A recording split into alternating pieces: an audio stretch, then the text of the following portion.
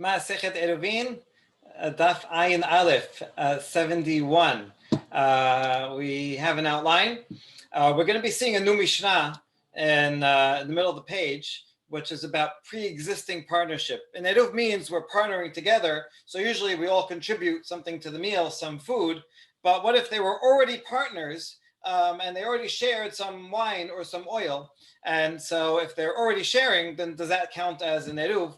And we'll see 3 points of discussion about that. But right now, we're going to provide one last question to Rav Nachman. The question before on the previous page was, if someone dies, can the heir renounce ownership on Shabbat? In other words, is the heir considered a continuation of the father? Let's say it's a father and son. And just like the father can relinquish property, so too the son can, or is it considered a different entity and cannot? Rav Nachman said it's okay that the heir can relinquish property. We're going to ask a question from a Braita. We're going to provide 2 answers to that. The second answer is going to mention a machloket between Bet Hillel and Bet Shammai, and we're going to give 2 reasons for the opinion of Bet Hillel. So that's the outline of the first section. Okay, so here we go. Now down to 71. Ta Shema. Here's the case. Yisrael v'ger shiruyin bimgura achat umet ger mibe'od yom. So you have a Jew and a convert. A convert is a Jew, so it doesn't really matter in terms of the eruv. They can both make an eruv, right? So they made an eruv. They both shared property. Everything's good. They'd be able to carry. But then a problem happens. The convert dies on Shabbat. Why is it important that he's a convert? We're talking about a convert who has no family. Let's say the convert has no children, and his biological kin is not considered halachically his inheritors. So therefore, the property of a convert who has no heirs and dies is up for grabs. It becomes hefked. Anyone who wants can go and take it. Okay, that's the case. Now, we should try to figure out ourselves what would we do, right? So if I'm in a courtyard with a convert who dies, and now I made an eruv, so I was allowed to carry. Now he dies. Now it's ownerless. Well, right? Really, it shouldn't be a problem theoretically, because now there's just land there that nobody lives in, and so right there's no need to make an eruv. Okay. If someone else, however, comes and grabs it, let's say an outsider, someone who doesn't live in the courtyard, comes and takes hold of that land, then I would have a problem, right? Because now I'm sharing the courtyard with someone else, and I would need to make an eruv. So the general principle is, if there was an eruv when Shabbat started, then I'm allowed to carry there throughout Shabbat, right? If not, then be prohibited to carry throughout Shabbat. Okay, that's the general framework. The language of the Braita is confusing. And we're going to see the Gemara is going to say we have to reinterpret the language of the Braita almost to mean the opposite of what it means. So if you're confused by the next couple of lines, that means you understand it. Okay, so the case is, if he dies, if he died on Friday, before we could have made an eruv, even if another Jew goes and grabs hold of that property, it's still prohibited. Well, certainly it's prohibited in such a case, because now I own part of it, someone else owns part of it. So I would have had to make an eruv. If I didn't make one, then it's a problem. But this implies the afal pi is strange language, because that implies that if nobody else grabbed hold of it, then it would also be asur. But if nobody grabbed hold of it, then no one lives there. Then there shouldn't be a problem, and I should be able to carry there. Okay, that's the question we're going to ask. The second case is Mishecha Shecha. I already made the eruv, and he died after on Shabbat itself. Even though nobody else grabbed hold of it, it's okay. I can carry there. That's also strange language. What do you mean only if nobody else grabbed hold of it? It should say only if someone else grabs hold of it. If nobody else grabs hold of it, then it's okay. If someone else does grab hold of it, then that's where it could be a problem, right? In this case, it's okay, because if I made the eruv before Shabbat and then he dies on Shabbat, and even if someone else grabs hold of it, I was able to carry there when Shabbat started, so then that could be grandfathered in. All right, but that's the 2 cases. First, we're going to clarify what this language means, And then we're going to use this to ask a question about Rav Nachman's case, because he said that an heir can contribute, can relinquish his property, and we're comparing a newcomer that comes in and takes the convert's property to an heir that takes his father's property. That's the comparison. All right. So anyway, back to this baraita. Hagufa kashya. This baraita is itself difficult, right? Besides the difficulty to Rav Nachman, we have to figure out what it means itself. Amat mebe'al jom afal pi shehachzik. If the convert died on Friday, then even though someone else grabbed it, it's still a problem. What do you mean? And you don't even have to bother saying that if no one grabbed it, it's a problem. Adrabah, should be the opposite. If the convert dies and it's ownerless property, and I'm the only one living in the courtyard, then of course, then in that case, it should not be a problem. And here you said, it is a problem. So, Amada Papa, Ema Afapi Shelo Yichzik. I'm going to change the language to the opposite.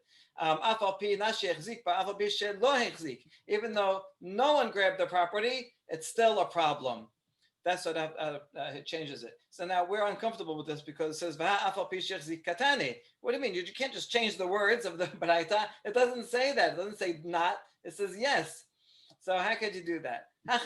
Okay, this is what it really means. We're not changing it altogether. We're just going to add a few clarifying words.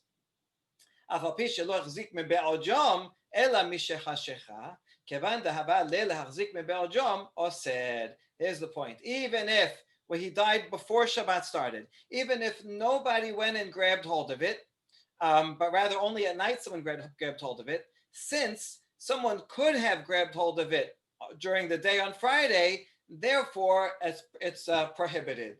In other words, once he dies and this becomes owner, the other land becomes ownerless, since it's so easy for anyone to come and take it, I have to consider it as if someone already took it on Friday before Shabbat started, and therefore it's as if someone else is living there with me, and I cannot carry without making an eruv. So that's what the first half means. Now the second half,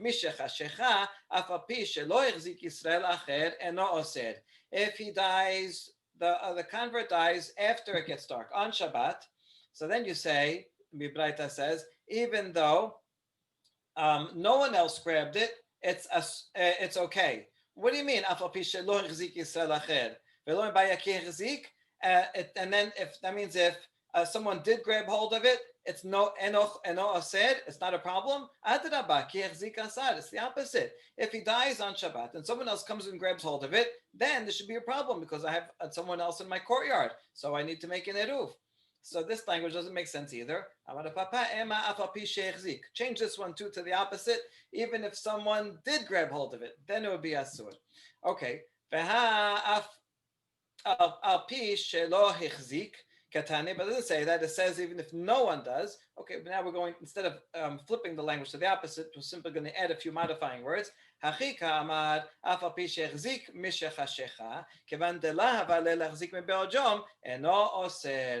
Point is, even if he grabs hold of it after it gets dark, after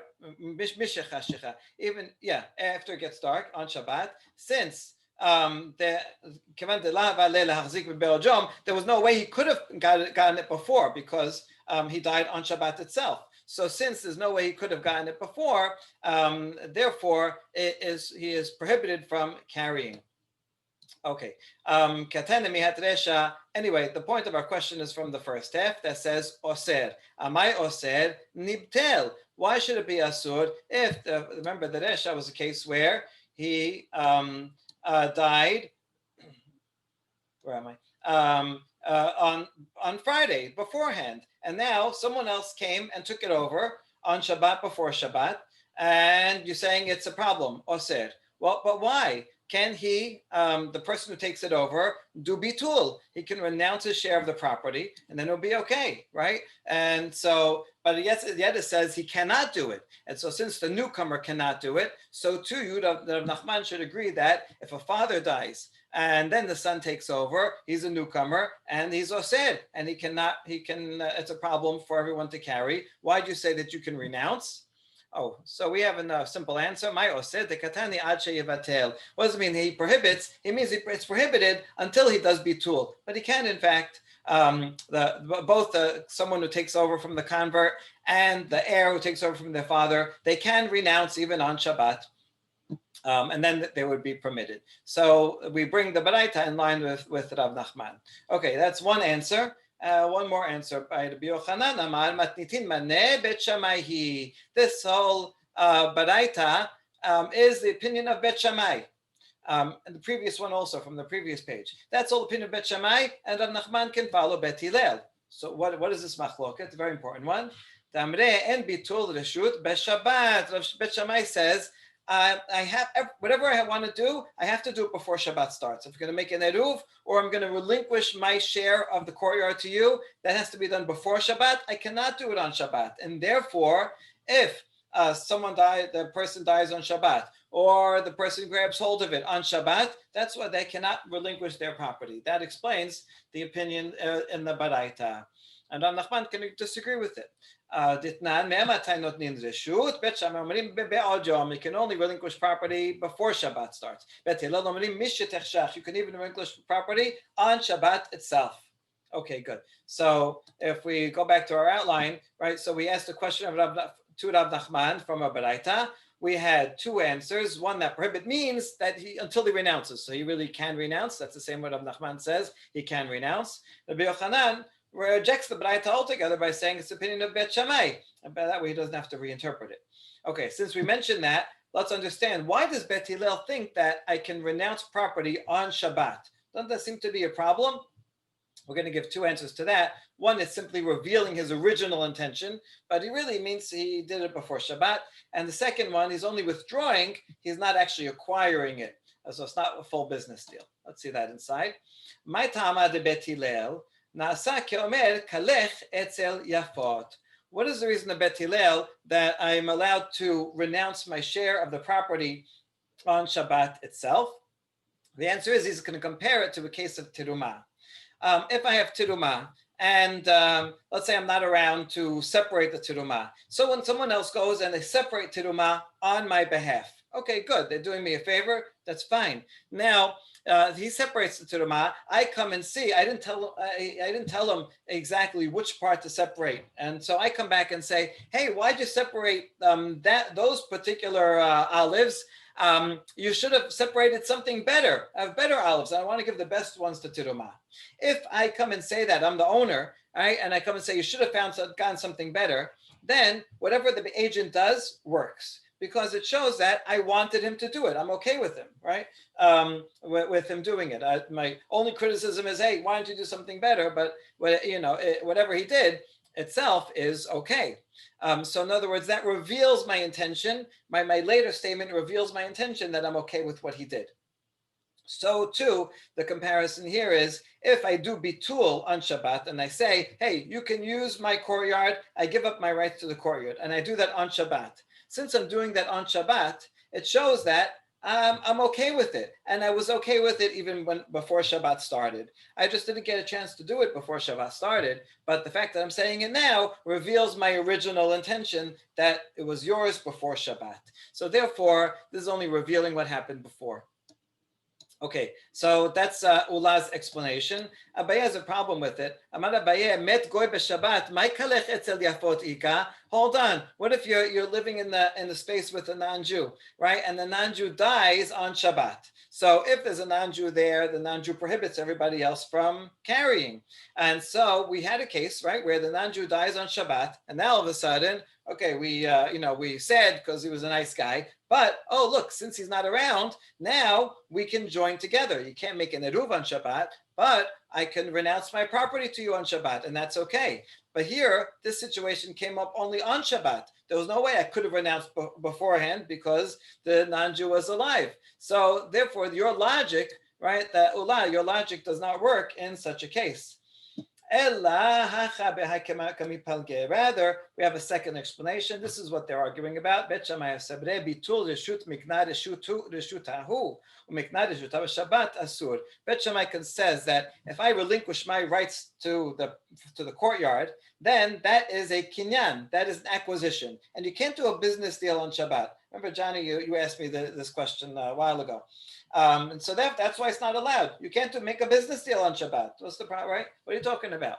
Bet Hillel sabre istaluke rashuta be'almahu v'istaluke rashuta be'Shabbat shapir dameh. Bet Hillel says, no, I am only leaving my area. I'm withdrawing from my domain on Shabbat. So it's not a business deal. I'm just saying it's not mine.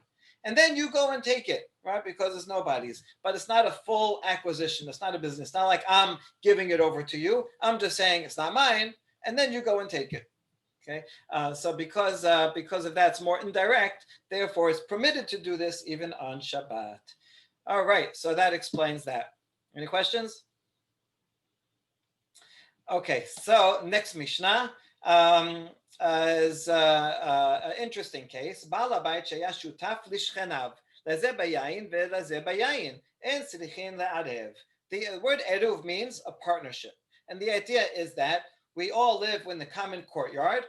We all share the courtyard, and if we join together in a partnership, and we do that by everybody contributing a piece of bread, and we put it in one person's house or somewhere in the courtyard, and now we're all partners in the courtyard, and therefore we can share the space and we can carry in it.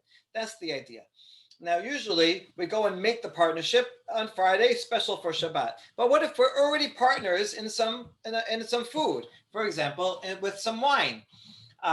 So right, we bought there was some expensive wine, and Mark and I decided we'll split it, right? We'll split a bottle of this expensive wine. So we already own some wine together, and let's say it's in Mark's house. So we don't have to go out and go and make another eruv because we already have a shared meal together.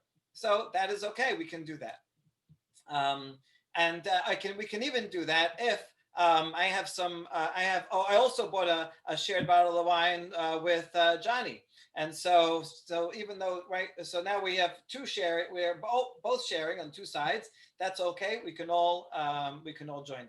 However, if I have a partnership with one person with wine and I partnered with someone else with oil, that's no good. These two things don't mix. These are two separate partnerships. They're not all regarding the same item.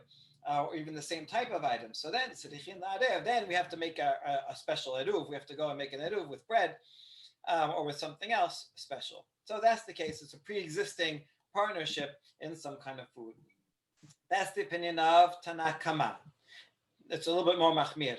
Rabbi Shimon omer, echad zeh v'echad zeh, enan tzrichin la'arev. He says, doesn't matter. Even if it's wine and oil, that you can use that, and one person with wine, one person with oil, you can join all together and we can all share both. There's a common party in between. That works. Okay, that is the Mishnah. And so go back to our outline. We're going to have, that's the Mishnah. We're going to have three discussions about this. Number one, how many containers does this have to be in, right? Remember I had wine and wine? So, and I shared one with Mark and one with Johnny. What if it's two separate bottles? Is that okay? Or would I have to mix them all together into the same bottle? And only then is it in eruv. We have that discussion also just regarding a normal case when we're all sharing bread. Does it have to be in the same basket or it can be in different baskets? So that's discussion number one. Discussion number two is Rabbi Shimon, who said I can mix oil and wine. Well, why is that? All right. I mean, they are two different things. So one is limiting it to only adjacent course. Rabbi Yosef said, actually, you can mix wine and oil. It is considered a mixture. And then we'll see another opinion of Rabbi Eliezer ben Tadai, and the Braita is not mentioned in our Mishnah, and he's the most stringent. He says he can't do any of these things, and we're wondering why. Why is he so stringent? And one opinion that says because it's not clear whose stuff is who. If I buy a bottle of wine together, we're just all going to drink it together. What's is your part? Which is my part? You can't retroactively clarify it. And the second answer is actually that statement is talking about something else entirely, about shituf. And then we're going to get into a little discussion about that other topic of what can you use to make a shituf as opposed to what you can use to make an eruv. All right, that's what we have coming up. So let's get right into it. Amarav ubichli ehad. When you said the Tanakh Kama said that we can have we have two partnerships, both with wine, then we can join them all together and we can all carry in each other's homes and everything. That's only if we poured everything into one jug. Okay, that's Rav's opinion. Amarava daikaname, he agrees. And he says the Mishnah actually it makes sense in the Mishnah. Because it says here with wine and oil, then you have to make an eruv. You can't join wine and oil. So what's the difference between the cases? Why come wine and wine is okay and wine and oil is not okay? Okay, Rav, you can explain it very well. The reason why when they're both wine, all three of us can join together is because we're putting them all into one jug. And the reason why wine and oil are no good is because they're in two separate jugs, right? So all makes sense. But really, if it's wine in two separate jugs, then it would be a problem. If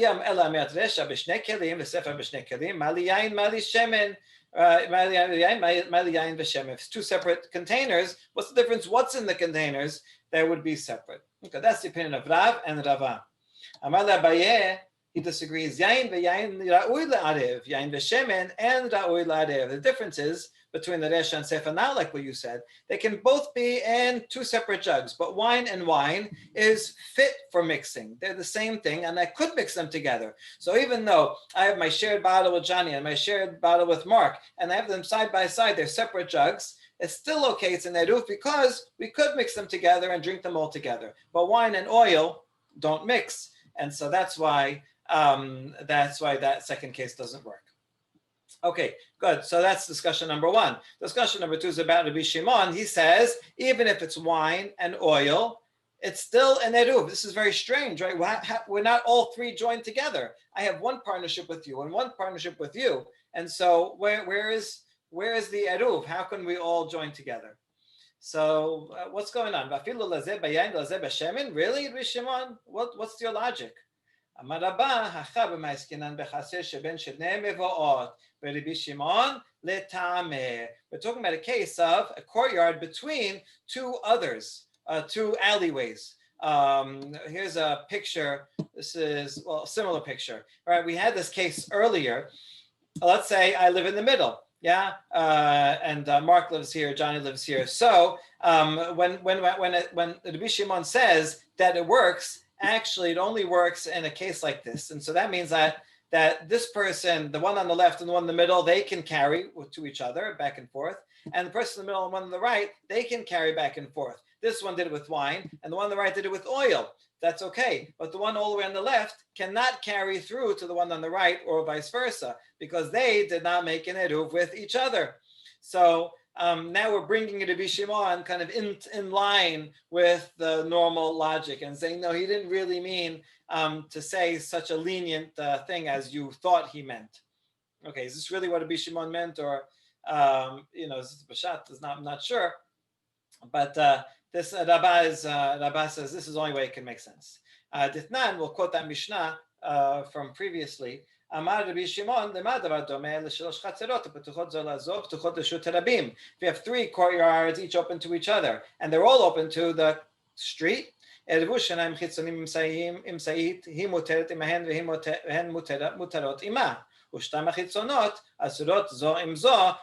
two eruvs, the left and the middle on the right, then the left and the middle can carry, the middle and the right can carry, but the ones on the extremes cannot carry with each other. And the Bishimon said that over there, and this is Bishimon here. So Rabbah says it's talking about the same case. All right, so that sounds good. He says, hold on, it's not the same. There it says explicitly the two outer ones cannot carry with each other. But here in our Mishnah it says, right? The language of our Mishnah, we can go back and look at it. Rabbi Shimon says, and they don't have to make an eruv. So if you're saying they don't have to make an eruv, that means they can all carry. Because if you're telling me that the one on the right and one left can carry, then that means they have to make an eruv. So you're fitting these words into the Mishnah. You're pushing your words into the Mishnah, but it doesn't say that. It doesn't use the same language as the other Mishnah. So don't compare them.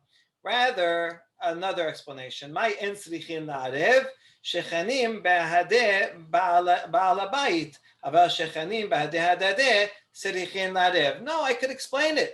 I could fit into the words. What does it mean that they don't have to make an eruv? It means that the neighbors outside don't have to make an eruv with the guy in the middle, right? Who's, let's say, he's hosting them. But the ones on the neighbors on the outsides do have to make an eruv with each other. So we can fit into the words of the Mishnah. When it says they don't have to make an eruv, it's only talking about the people, the outsides with the middle, and the middle with the outsides, but not the two extremes. All right, that's one answer. Second answer, Rav Yosef Amar, Rabbi Shimon v'Rabbanan bepilukta, Rabbi Yochanan ben Uri, v'Rabbanan ka mipalge. He says that the Rabbi Shimon is actually discussing a different topic. It depends on a different topic. They're arguing the same thing that Rabbi Yochanan does. What's that case? Itnan. Shemen shesaf al gabe yain, v'nagat tevul yom bashemen, lo pasal ela shemen bilvad. Let's say you have oil and wine together in a container. Obviously, the oil is going to be floating.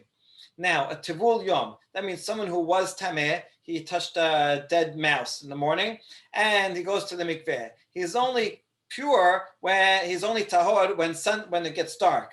But in the meantime, he's a little bit tameh, and he can be tameh, one step. So if he goes and touches the oil in that barrel, but not the wine, so the law is only the oil is tameh, and the wine is still okay, even though they're all in the same barrel, but they're considered, right? They're separate. So only the oil. That's the first opinion.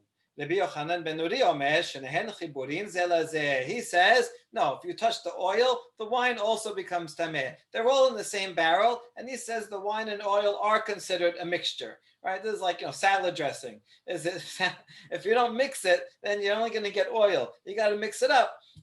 So Rabbi Yochanan says it's considered salad dressing. It's considered all together. So how is that relevant to us? Rabbanan ke Rabbanan, Rabbi Shimon ke Rabbi Yochanan ben Nuri. So Rabbanan, the rabbis who said, what oil? If I have one eruv with oil and one eruv with wine, then no good, right? They don't mix. That makes sense because over here also they says they don't mix. If I just the oil, the wine's okay. Whereas Rabbi Shimon, who says I can make an eruv with one person with oil and the other person with wine, and it's okay, we're all joined together. He is of the opinion that it's salad dressing, right? And just like here, touching the oil makes the wine tameh. It's all considered one. It's all together. Maybe it sounds like from here he would say it has to be even in the same container. Otherwise, what's connecting them? Okay, and so that makes sense, and that is the explanation. Okay, good. Back to our outline. So we finished section B of the Mishnah, and now we're going to see a third opinion that's more stringent and says none of this is allowed, and we'll give two explanations. One by Rava that says there's no retroactive clarification. One by Rav Yosef that's talking about different things. Shituf, right? Shituf mevo'ot is different from eruv. Eruv is where we all have houses in a courtyard, and we're joining the courtyard so we can all use it together, or adjacent courtyards. Shituf is when we have many courtyards that are open to an alleyway, and we want to join all of the courtyards so they can all use the same common alley. That's shituf. But they have different requirements, and we'll see two opinions about that. Okay. So Tanya. Rabbi Eliezer ben Tadai Omer, Echad zeh ve'echad zeh srichin le'arev. You see, it doesn't talk about what the context is. We're assuming it's the same context as our Mishnah. So it says, no matter what, whether it's oil or wine, you have to make an eruv. Even if we both used wine, we both share a bottle of wine, we still have to make an eruv because we're not all in it together. It's two separate things. Now, why? Even if we're both partners in bottles of wine, but so that's all together, right? I mean, assume that we pour them all into the same container. Still, it's a problem. What's wrong with that case? Amar Rabba, ze ba bilgino v'shafach, v'ze ba bilgino v'shafach kol ha'amala peligeh dehave eruv. Says, if I take the wine that I bought with Johnny and the wine that I bought with Mark, and I took the two bottles and pour them together into the same barrel, everybody agrees that's an eruv. I mean, that's like a regular eruv. We're all joining together food that we owned. The problem is, ki pelege kigon shelachu chavit shel yain b'shutafut. Rabbi Eliezer ben Tadai sabar en berera, v'Rabbanan sabrei yesh berera. What if we bought, it's not like you brought your wine and you brought your wine and we poured it together, right? That would be okay. But if we bought it in the first place, we joined money together, right? You gave me $10, you gave me $10, and we went and I bought some wine with the money. But now who owns the wine? Well, it's all mixed in. We didn't decide yet. We didn't separate it yet. So in that case, Rabbi Eliezer ben Tadai says there's no berera. Berera means a retroactive clarification. So let's start with Rabbanan. They say yesh berera. They said even though right now it's all mixed up, there's no, it's kind of in superposition, right? And from quantum physics, it's not in any state. It's just wine. Some of it's mine, some of it's yours. So eventually, at some point, when I'll drink it, we'll pour it out, and I'll drink some, and you'll drink some. So that's one that was mine, and that's the one that was yours. So even though we're only drinking it afterwards, maybe on Shabbat, maybe some days later. So retroactively, whatever part that I drank, that's mine, and the other part that you drank retroactively is yours. And so you see, we're joining together with two different wines, and so that's good. That's why Rabbanan says wine and wine is okay. For the Rabbi Eliezer, however, says no, you can't do it retroactively. Right now, when you made the eruv on Shabbat, it's not clear which part is yours and which part is mine, and therefore there's no eruv because it has no status. And even though afterwards it may become clear, I don't apply that definition retroactively, and that's why the Eliezer is so stringent in this case. Okay, that's one answer. Rav Yosef says, we don't know what the context is that he said this b'raita, and so therefore Rabbi Eliezer ben Tadai Rabbanan besomchin al shituf bimkom eruv kamipalge. They're arguing about something else. They're arguing about, let's say everybody here is in one courtyard. Okay, so really we should make an eruv and join together. Let's say we don't. We forgot to do it. We didn't do it. But our courtyard is connected to an alleyway, and that alleyway is connected to several other courtyards. And we did make a shituf mivaot, right? So is that good enough? Since it's a bigger, right? It's an even broader deal. We all join together in that common alleyway. So does that work? That's so that we can also carry within our courtyard. The rabbis say, yes, we can rely on that. And you don't have to make an eruv. But Rabbi Eliezer says, no, you cannot do that. You have to make an eruv for your own courtyard, eruv tichumin, and only then you can make a shituf mevaot and join all the courtyards together. But you can't skip the local step. Okay, so that's what it's talking about, and that's what they were arguing on, and that's what that baraita was about. Okay, good. Now, Amad of Yosef, mina amin Allah. All right, what is my source for this? Okay, the source is not so clear how we get to this, but just follow along. Rav said two statements. He said halacha Rabbi Meir. Rabbi Meir is the Rabbanan, right? Because any anonymous Mishnah we assume is Rabbi Meir. And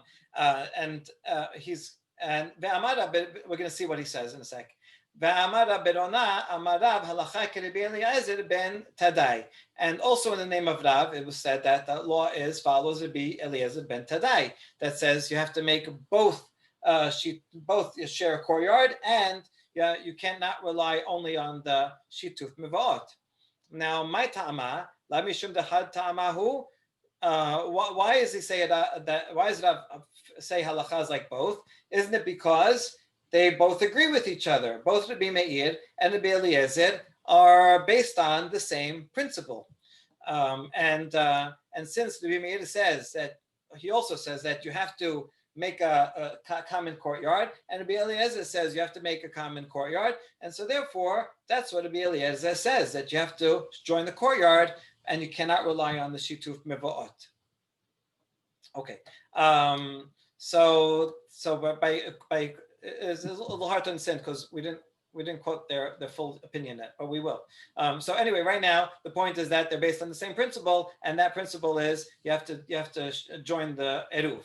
Amar Abaye, Abaye says the opposite. If they're both based on the same principle, then why does Rav have to say halacha is like Rabbi Meir and also say halacha is like Rabbi Eliezer? That's repetitive if it's based on the same principle. The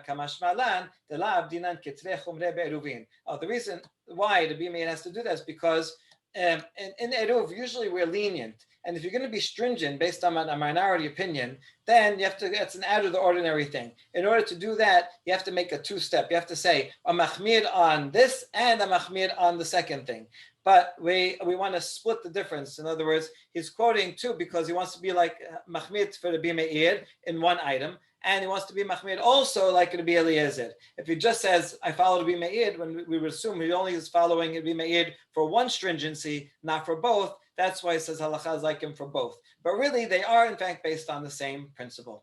And so this is his proof that Rabbi Eliezer is stringent regarding making a courtyard, joining a courtyard and not relying on the joint alleyway.